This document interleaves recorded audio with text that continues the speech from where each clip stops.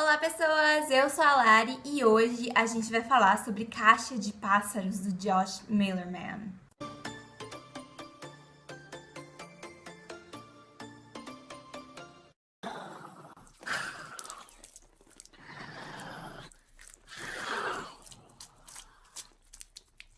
Esse vídeo aqui é meio especial porque hoje é dia 31 de outubro, dia do Halloween. E eu resolvi postar esse vídeo porque não deu tempo de postar antes pro mês do horror. Eu tinha vários outros vídeos pra postar e aí eu fiquei adiando.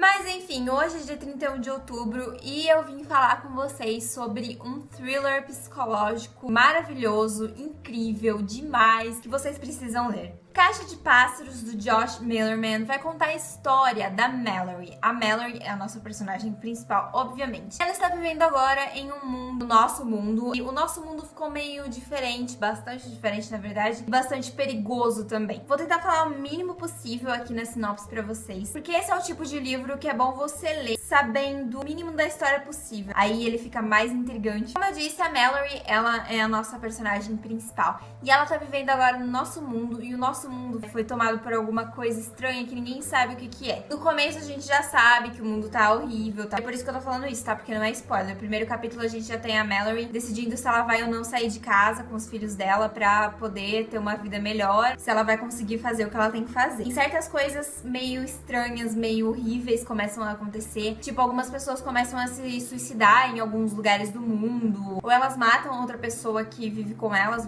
convive com elas e tal. Depois elas se matam. E todo mundo tá especulando que isso daí é porque elas viram alguma coisa e elas morreram depois, e aí foi tudo por causa dessa coisa que você vê. E a Mallory, ela é uma pessoa muito cética no começo. Quando tudo isso daí começou a acontecer, ela vivia com a irmã dela, e ela via essas coisas acontecendo, essas notícias na televisão, e ela falava, não é nada demais isso daí, não vai acontecer nada não. E aí, enquanto isso, tava tudo acontecendo, tipo, em outros países, sabe? Não tava nada acontecendo nos Estados Unidos ainda. E aí ela começa a sair na rua e as pessoas estão começando a cobrir as casas, cobrir as janelas, pra elas não poderem enxergar nada. Enquanto as pessoas dirigem na rua, elas tampam os olhos, porque elas não querem ver e não querem morrer, né? Por causa do que elas viram. E ela começa a se ligar de que realmente alguma coisa aí tá acontecendo, pra todas as pessoas estarem alarmadas. E aí, quando as coisas começam a acontecer também nos Estados Unidos. Eu vou parar por aí na sinopse, tá? Porque não quero dar spoiler. Essa é a coisa mais básica, a premissa mais básica mesmo. Esse livro não é um livro em que a história tem um começo, um meio e um fim continuamente, sabe? Ele não é um livro contínuo que conta a história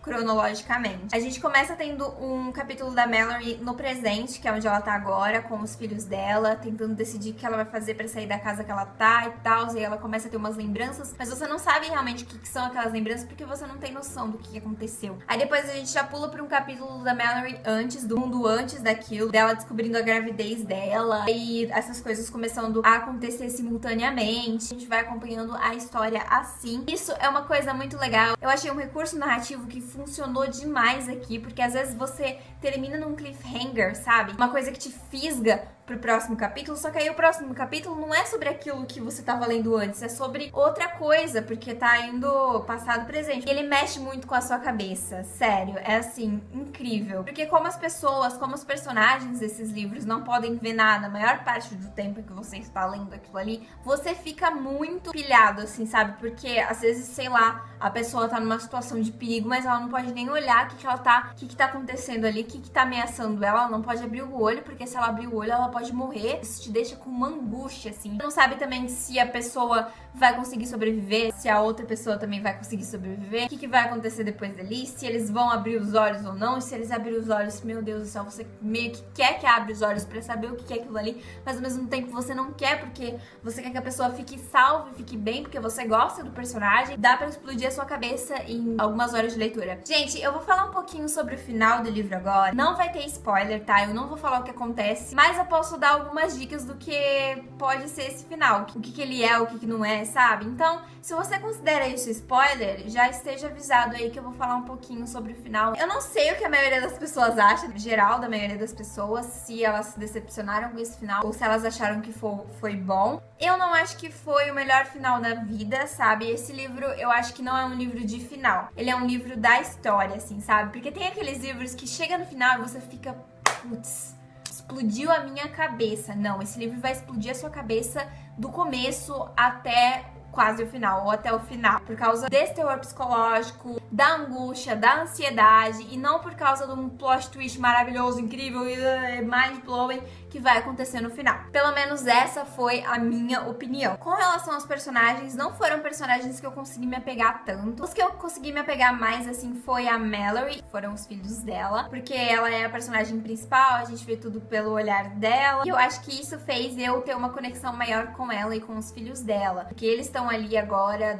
naquele momento, vivos, tentando sobreviver ali no presente, enquanto a gente vai vendo histórias de outras pessoas do passado também, que a gente acaba gostando ou desgostando um pouco também. Eu fiquei um pouco decepcionada, e calma, gente, não foi com esse livro, mas porque depois de terminar esse livro, eu fui ver o Piano Vermelho, que também é um livro do mesmo autor, lá no Scooby. Eu vi que a nota é baixíssima, é tipo 3, baixíssima não, mas é bem baixa, tipo 3 ponto alguma coisa, 3.6 ou 3.4, alguma coisa assim. E eu fiquei bem decepcionada, porque fui lendo as resenhas que tinham lá, e a maioria não era uma coisa muito boa, assim, não é uma coisa assim que você vai, por exemplo, no perfil de Caixa de Pássaros, e aí você vê as resenhas lá do livro, você vê que a maioria das pessoas amou, achou incrível, achou demais. O Piano Vermelho eu vi muita gente mais reclamando do que falando bem, e aí eu fiquei bem triste, porque eu gostei muito da escrita desse autor, dessa forma como ele envolve a gente na trama, a gente fica meio que imerso mesmo lá dentro, a gente sente como se a gente estivesse de olhos vendados e não pudesse abrir